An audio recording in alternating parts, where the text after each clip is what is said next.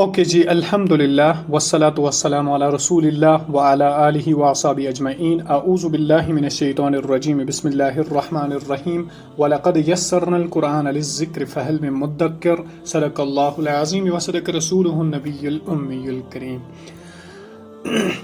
اچھا، ایک بات آپ مجھے پہلے بولیے کہ اب جو میں آیت روزانہ آپ کے سامنے تلاوت کر رہا ہوں نا، وَلَقَدْ يَسَّرْنَا الْقُرْآنَ لِلذِّكْرِ فَهَلْ مِن مُدَّكِرٍ، اس کی کوئی ٹرانسلیشن کر سکتا ہے؟ لیکن اچھی طرح سے ٹرانسلیشن، پراپر ٹرانسلیشن ہونی چاہیے۔ یہ آیت ہم نے ابھی تک نہیں پڑھی، لیکن کوئی کر سکتا ہے؟ وا کا مطلب کیا ہوتا ہے؟ لا کا مطلب کیا ہوتا ہے؟ قد کا مطلب کیا ہوتا ہے؟ یسرنا کا مطلب کیا ہوتا ہے؟ اچھا، میں ہی کر لیتا ہوں کیونکہ ٹائم لیٹ ہوگا۔ وَلَقَدْ يَسَّرْنَا، اگر ہم اپنی لینگویج میں ٹرانسلیٹ کریں جس طرح سے ہم نے پڑھے تو، اور یقیناً قرآن آسان ہے پڑھنے کے لیے، سمجھنے کے لیے۔ لیکن آپ مجھے ایک بات بولیے، آپ کو یہ بات اب پروو ہو گئی کہ قرآن واقعی پڑھنا آسان اور سمجھنا آسان ہے یا نہیں ہے؟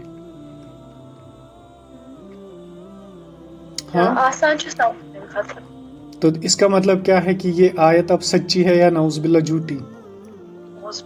سچی ہے، سورۃ القمر میں آئی ہے، 4 بار آئی۔ ہاں، 4 دفعہ اللہ تعالیٰ نے سورہ قمر میں آیت نمبر 28، 29، 30، 32 سم تھنگ اسی طرح۔ تو اس کا مطلب ہے کہ قرآن نے یہ بات ثابت کر دی۔ ہم جو کورس کر رہے اس میں ہمیں واقعی لگا کہ وَلَقَدْ يَسَّرْنَا الْقُرْآنَ، اس قرآن کو سمجھنا آسان ہے۔ ایک 9th کا کلاس اسٹوڈنٹ بھی سمجھ سکتا ہے، 6th کا بھی سمجھ سکتا ہے۔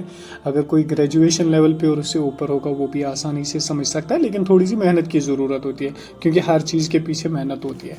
تو چلیے، اب ہمیں یہ بات کلیئر ہوگی کہ اب ہمیں ایک آیوٹا کے برابر بھی قرآن مجید پہ کبھی شک نہیں ہونا چاہیے، جو کہ قرآن نے پہلے ہی ڈکلیئر کر دیا کہ لا ریب فیہ ھدی للمتقین، اس قرآن میں کسی قسم کا شک و شبہ نہیں ہے، کوئی شک کی گنجائش نہیں ہے۔ تو کورس کرنے کے ساتھ ساتھ اب یہ آیت بھی ہمیں الحمدللہ کلیئر ہو گئی، اور واقعی پریکٹیکل طور پہ ایک ہوتی ہے کہ ہم کہیں ہاں ہمیں یقین ہے، ایمان ہے کہ قرآن میں کوئی شک نہیں، لیکن ایک ہوتا ہے کہ پریکٹیکل کے طور پہ جب کسی انسان کو یہ سمجھ آئے تو پھر وہ انسان کبھی بے ایمان نہیں ہو سکتا ہے، وہ انسان کبھی بھی قرآن مجید پہ شک نہیں کر سکتا ہے۔ تو الحمدللہ ہمارا تو یقین مضبوط اور مستحکم یقین ہے کہ قرآن از دا فائنل ٹیسٹمنٹ فرام اللہ۔ تو چلیے، کل میں نے جو بات کی تھی آپ کے ساتھ، میں نے دو چیزوں کے بارے میں آپ سے ڈسکشن کی تھی۔ نمبر 1، میں نے بولا تھا جب بھی کسی ورڈ کے اینڈ میں الف اور نون آ جائے تو اس کا میننگ کا جو سینس ہوگا وہ یعنی دو کی بات ہو رہی ہے، چاہے وہ 2 چیزیں ہوں، 2 کاپیاں ہوں، 2 انسان ہوں، تو 2 کی بات ہو رہی ہے۔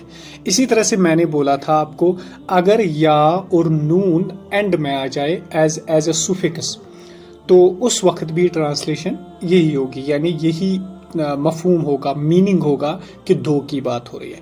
جس طرح آپ دیکھ رہے ہو، کیا ہوگی اب ٹرانسلیشن ذرا؟ المشرقان اور المشرقین۔ بسم اللہ الرحمن الرحیم، 2 مشرق، تتھ چھُ المشرقین، تتھ چھُ 2 مشرق۔ ہاں، المغرب، اگر ہاں یہ بھی تثنیہ میں ہے، یہ بھی تثنیہ، الحمدللہ۔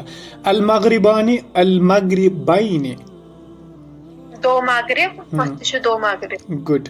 الوالدان، الوالدین، والدین مطلب ماں اور باپ، الوالدین تہ گو والدین، ماں اور باپ۔ ہاں۔ الجنتان، الجنتین، 2 جنتیں، الجنتین تہ چھُ 2 جنتیں۔ گڈ۔ اب ایک بات آپ اپنے ذہن میں رکھ لیجئے، کیونکہ جمع کو بھی ہم آگے انشاءاللہ پڑھیں گے، لیکن فی الحال یہاں پہ رکھ لیجئے۔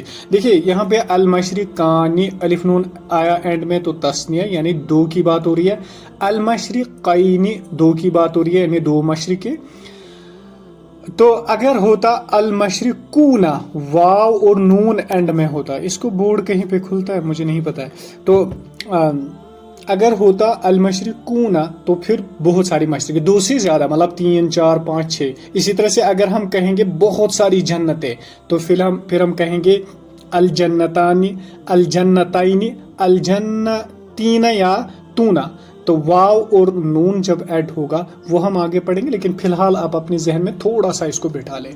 तो आई होप कि जब भी कुरान में ये अल्फाज आए, यानी कहीं पे अल-मशरिकानी होगा या मगरिबानी होगा, मगरिबैनी होगा, अल-वालिदानी होगा, अल-वालिदैनी होगा, अल-जन्नतानी होगा, अल-जन्नतैनी होगा, तो आपको बिल्कुल अब ये बात समझ आनी चाहिए कि दो चीज़ों के बारे में बात हो रही है। ठीक है, ये बात आपको अल्हम्दुलिल्लाह क्लियर हुई। अच्छा, अब ये है एक कुरान की मतलब एक कुरान का एक सफ़ा। ठीक है, इसमें कुछ